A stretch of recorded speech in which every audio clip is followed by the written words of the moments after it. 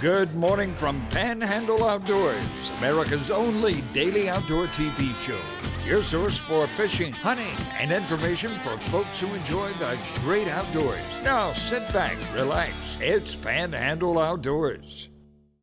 Good morning, folks. Welcome to Panhandle Outdoors. I'm Winston Chester. Glad you're here this morning. Got a great show lined up. We're going to do something a little different today, but we'll talk about it as the show progresses. But right now, weather brought to us by Gulf Coast Air Conditioning up in Southport. And run by and see them, give them a call. Looking at high to 83, low 72.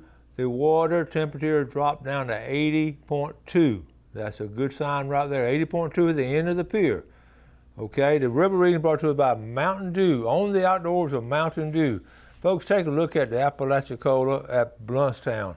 It's shot straight up. When you see something like that, that means up at the Jim Woodruff Dam, up there in Chattahoochee, that means they open all those gates all at one time, almost all of them. They have a little pattern they have set up according to exactly, it's almost computerized now as to how the gates open, how much rain and how high it gets. But what happened now, a lot of rain, and you see when it shoots straight up. Now you won't see the Choctawhatchee River shoot straight up like that. You'll see the Choctawhatchee River looking right here. You'll see the Choctawhatchee River doing that kind of stuff, even with the heavy rain. Apalachicola Bluntstown is at a 16 foot.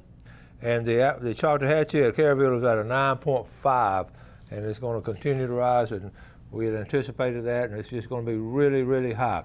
But there's some good signs of that we're going to talk about later. The tide chart brought to us by Kent Forest Lawn. We're looking at a low tide this morning at 6:42, and a high tide is coming in all day. There's a little neap tide to it. Today's October the 7th. Got a little bit of an incoming tide, but we're going to have a strong tide Saturday, so keep that in mind, all right? Let's go ahead and we'll take a quick break. We'll give a call to Seacoast Marine and see what's going on down there. So we'll take a break and come back and talk to them. We'll be right back. All right, welcome back, folks. We got all the way from Caryville on the phone talking to us here with Monty down at Seacoast Marina. Good morning, Monty. Good morning, Chester. How are you? I'm doing good, my friend. Let's get a fishing report down your way. I know up here we've got a lot of rain. Are y'all getting a lot of rain down there? Oh, it's been raining. Yep. And I guess, how's your fishing been then overall? Well, overall it's not been that great, but we had somebody come in yesterday that's staying out of the Ho-Hum Park.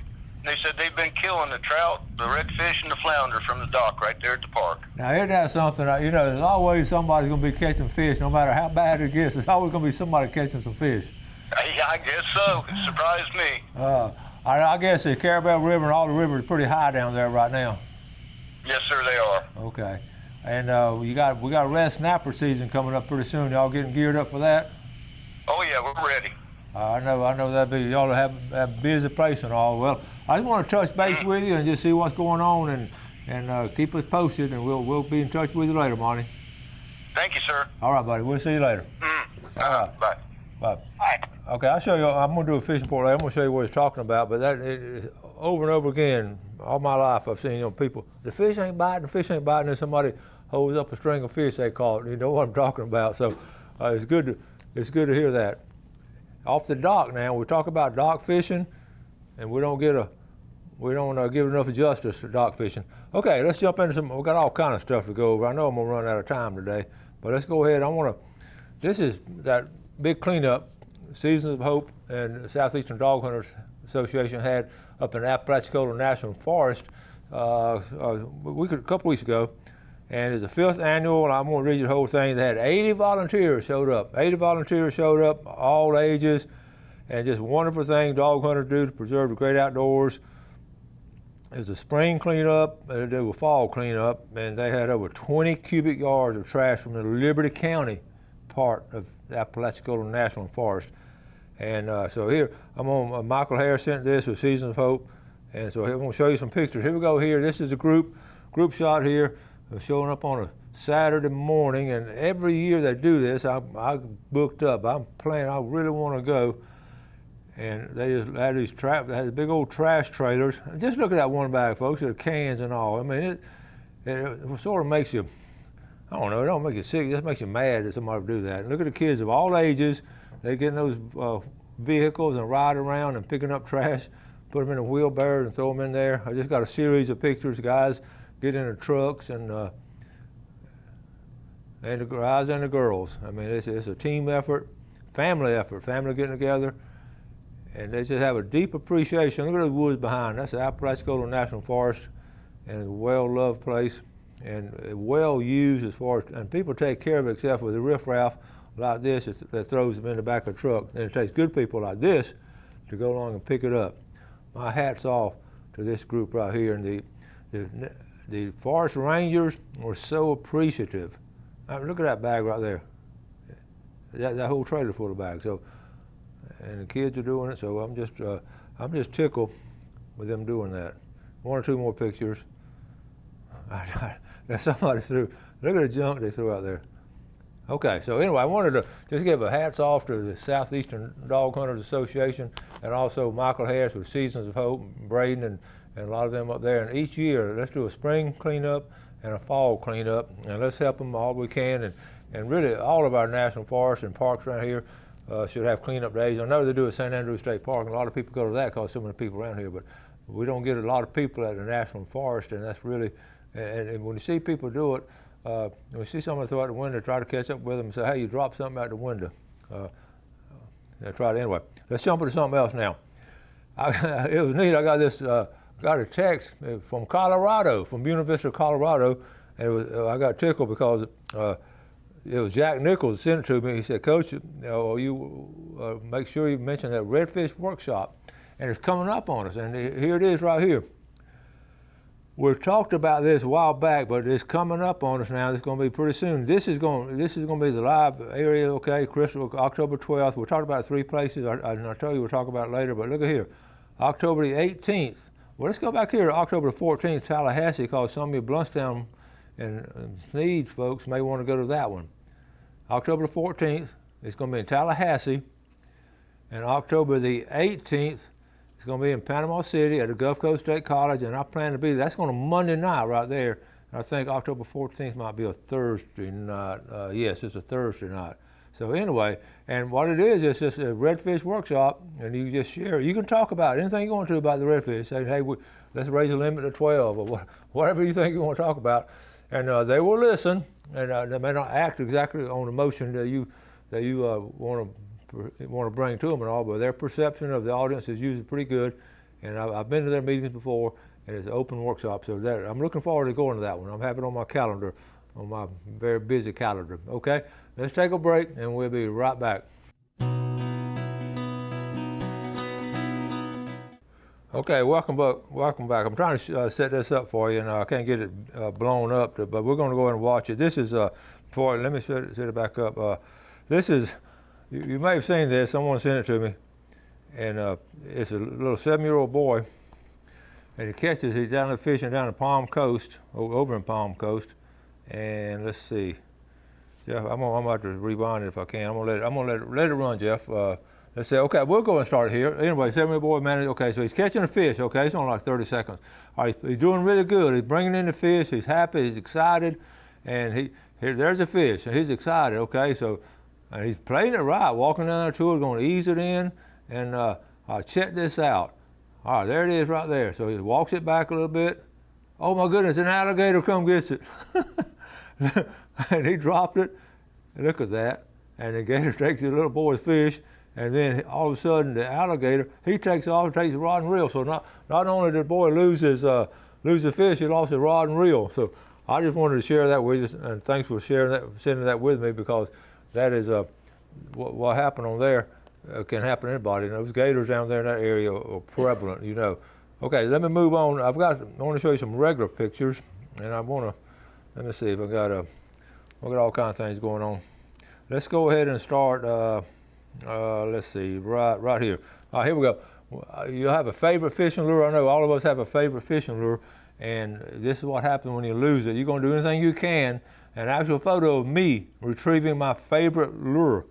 And y'all know exactly what I'm talking about. I don't think I do that now, but when I was younger, I flat sure did it, okay? And then I want to read this. I'll read it to you. You won't have to know basically. This past weekend, we had the trifecta of Panhandle Outdoors. This is from John and Lori McCarter down at Alligator Point. He wore his blue, number one, he wore the blue Panhandle Outdoors t-shirt. We started out driving the blue water outriggers. We got a new surf rod and reel plus tackle. We then drove to Sunjammers and discussed paddle boats. And then went to the farmer's market and had lunch at Los Antojitos. The tacos were great. And our last stop was Tarpon Dock Seafood. Okay, and then we got scallops with the $20. So anyway, wanted to share that with you. People say, well, where's Alligator Point? I want to go and show you where Alligator Point is. As they watch it from over there, right here in the center of the screen, of course, is Carabel, right there. That's sea quarters. And Alligator Point is right to the east of there. That area right there, that's a special area. A lot of eagles and all. And that's Alligator Point. People want to know, where is it? And that's what it's talking about. Okay, so anyway, I want to show you those pictures. And the next set of pictures are special. I wanted to show you, let me see. Well, let's go and do this one. I just got all kinds of things going on. I want to show this set of pictures. We had Paul Zimmerman come on, Paul Winterman. Paul Zimmerman played for the Gator. Okay, Paul and Julie Winterman came on the show, and they do outdoor photography a lot. And they were on their recent trip. He was able to do something. You don't have to read it. He was archery hunting in Kentucky. Okay, he set up a ground blind. And after a morning hunt, I was getting out of the blind in the pouring rain and saw hundreds and hundreds of monarch butterflies swarming. This is a unique part of nature when you know something's going on when it's swarming. Upon looking closely, I noticed the limbs of the tree were covered. I hiked out and got my camera and brought it back, set it in blind in between downpours, and he said, I've only witnessed this phenomenon. He spends all kind of time in the outdoors. I only witnessed this phenomenon once in my life as a teenager in Indiana while I was hiking a trail where an entire tree was covered. I'm going to show you a series of pictures he took of monarchs. Now you understand that Monarch Migration, they start up there, up north, and they just fly down, then they'll live 2 or 3 weeks, and they'll hatch out, live 2 or 3 more weeks, and then come all the way down here to warmer weather, and the last hatching will live about maybe 6 to 8 months, and then they'll start back. It's a phenomenon. And so here's a picture he's seen. Again, I want you to look at the clarity. This is Winterman Wildlife Images. He's got a set of them. I've got 8 or 9 of them. But look at these monarchs. He's sitting in his blind with his camera. Is this not nature at its finest? I mean, is this just not beautiful? And like I say, these live about 3 or 4 weeks on these leaves here, and they'll be hatching out. But I'm going to get Paul to come on the show and talk about this. And this is all over the tree in different areas. And look at the different color. The male has more of a darker stripe down. It's hard to tell the difference. Okay, look at that. That's a female there. But I knew that y'all would appreciate these images that Paul has taken. I mean, it's incredible. I think I got a couple more. Okay, look at this one. Okay, but he just spent most of the morning, and so I wanted to mention that and show you some of his great work he does and all. Also, on a more somber note, I'll get a picture here. Our fishing community, especially the captains and all, lost one of their own this past week. This is Captain Scott Fitzgerald here. He passed away suddenly recently, and he was just, everybody just seen in such great, he ran Madfish charters. He was always a top-notch captain, well-liked, well-respected, and we want to send our condolences to the family and then friends of Captain Scott Fitzgerald. And we just want to let you know that he was just a part of this fishing community here. And here's what they're doing on the services. I thought they were going to do a good job. Here's a picture of them here. They have a memorial service. It'll be Sunday, October the 10th at 3 p.m. And it's cool what they're doing. They're going to meet near the bait boats. Now, if you're a local captain, you know where the bait boats are, okay? It's not going to be a big sign up that says bait boats, but at 3 p.m., you'll meet near the bait boats, and there'll be a moment of silence, followed by a moment to speak out over the radios, and I'm sure there'll be some great little remembrances of Captain Scott Fitzgerald, okay? All right, let's go ahead and let's see. I do want to mention one more thing before we go to break. I was looking. This is Calhoun Liberty Journal. I don't know if you can read the headline there. Senator tours the river to view the erosion threat to a stiff and ugly boat landing and community. First of all, for that to make headlines in any paper, that's good. This is Calhoun Liberty Journal. And I read it. It's a good article, and I've often talked about it, stiff and ugly. I'm going to show you to in a minute. And I think it's a Native American term, and it's spelled, you can see E-S-T, it's stiff and ugly. I don't know if you can see that. That's the spelling of it right there. But when I was a kid, Dad would take my brother and I down there, and I didn't understand what he was saying. He said, we're going to Stiff and Ugly Saturday. I thought they'd found a body out in the woods, and this is how your little mind works when you're little. And I thought they'd found a body stiff, and it was like an ugly man. So I always thought it was stiff and ugly, and they named it after that, but it's not always. It's a Native American term. But they've had a big problem with erosion there, and it is a great boat ramp. It's been there forever. And they found all kinds of Native American artifacts there over the last 100 years. But what happened, I don't know what really caused it. I read the article, but I appreciate the senator coming over there, and they're going to try to get some money to try to stop the erosion. They're losing, I think they're saying like 3 to 4 feet, okay, it says right here, they're losing 3 to 4 feet of shoreline each year. Well, you're talking about in 5 years, that's 15 feet of shoreline where it's coming in there really strong, and where the ramp goes down, there's a lot of, they call them tornado currents, really strong in there, and it's really dangerous for people. They've had some near misses up there. So anyway, this is in our fishing area, and hopefully they'll take care of this.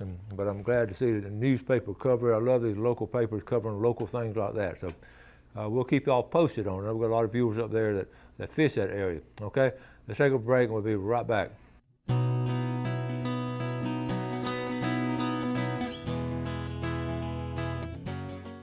Okay, welcome back. Guess what? We're changing things up. I'm giving you the Friday fishing report on a Thursday. And it's good to change things up and don't get in a pattern doing the same thing, because those big bucks are getting a pattern. You know what happens to them. So anyway, here we are. So we're going to do the Friday fishing report today, because tomorrow I will be in Studio B. We've got special guests coming down to be on the show in Studio B. So, while we're talking about it, it's stiff and ugly, I'm going to go ahead and zoom in and show you. See a map here on Google Earth. And right here in the center of the screen, you see Bluntstown and Weewall. Right here, okay, see right there, and see how it's spelled? Now, if you're a kid, wouldn't you think that'd be a stiff and ugly old man? But there's a river, and see where the bend is? And see, it gets a natural there, that's a boat ramp. It gets a natural turn right there, but they're having a lot of trouble. I don't know what happened to make it so bad, but they're losing a lot right in there. But you can see where, and they found out too, they really looked up a lot of history on it, and the Native Americans always seen them sort of as like a meeting area from coming up river and coming down river. So really, really cool place. So I want to share that with you. And we've always got these challenges of keeping things in good condition for the outdoorsmen and preserving our history.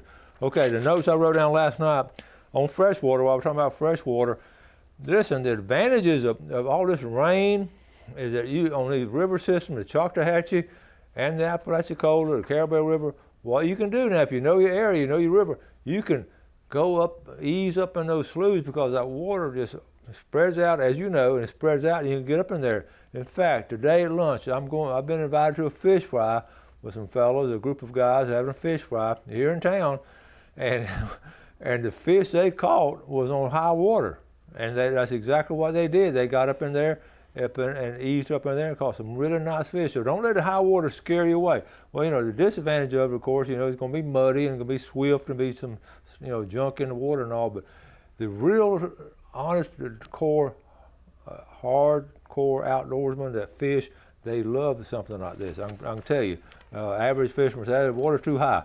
But anyway, just be aware of that. And also, they know too when it starts dropping, they'll put those trot lines out and those bush hooks when it starts dropping, because they know the catfish are going to start feeding on them. So that's the advantages I wrote on high water. Okay, let's jump into the salt water real quick. Like Monty said down in Caribou, flounder, redfish, and trout. They're catching right there off the end of the dock in that part of the bay on the very end. I'm going to show you what he's talking about while I'm looking it up. But Monarch Village, see Monarch Village right here in the center of the screen? Okay, the area he's talking about, of course, you know where Sea Quarters is on the bottom left here. Go stop by there and get some bait or some lures and all, but this area right in here, back behind. Okay, you got St. George Sound. You got Dog Island here in the middle. And then right back in here, there, you can paddle out there in a kayak and catch them. And over there, there's Alligator Harbor, all that area. So anyway, a lot of fish are being caught on our far eastern end of our viewing area, even in bad weather. So also wrote down here locally, the Spanish and the kingfish, the king mackerel. Okay, we'll go way back up in here now. Spanish and king. Again, I put this on a report last week about the Spanish. They're catching them coming out of the pass. The flounder coming out of the pass. I'm not going to speak about flounder another week or so, and probably one more report about flounder. That's going to be it. But they are. You can get some flounder. Mullet are jumping. Again, I'm going to say it again. I've said it earlier, and people got a kick out of it, but it's true. The mullet I'm seeing jumping look like they've been on Slim Fast. It's some of the skinniest mullet I've ever seen. I swear. And I hope they fatten up a little bit the next couple of weeks. I got a friend coming down. He's coming to my house just to throw his cast net. So I don't know if I need to throw some dog food out there or what to fatten them up for him. But anyway, going on in the western end of the area, the Choctaw River is going to be muddy, but like I said about Apalachicola, you can get up in those sloughs and all. And down here, we mentioned this before with the redfish. The redfish body's been really good on Apalachicola Bay, East Bay, West Bay, and the Choctaw Hatch has been really strong right there. So anyway, the fishing can be decent. If you want to go out fishing, this will be a great time to do it. I know meanwhile some of y'all are working on your food plots and clearing hunting lands and all that. That's the thing about being outdoorsman right now. The biggest thing is you don't know what you want to do. The ideal thing is go in Saturday morning and work at your camp and then come in Saturday afternoon when the weather clears up and go fishing. That's the ideal thing to do, but sometimes it just don't work out that way. Got to wrap it up. We'll be at Studio B tomorrow. We'll do our drawings just like we do normally on a Friday, and we'll be doing that, and our guests will be coming in, and we're excited about having these guests. So let's go ahead and wrap it up for today. Do something good for your fellow man. Enjoy our beautiful outdoors, and God bless. Thanks for watching America's only daily outdoor TV show, Panhandle Outdoors with Winston Chester, featuring hunting, fishing, and other activities and information to help you enjoy the great outdoors. Join us next time for Panhandle Outdoors.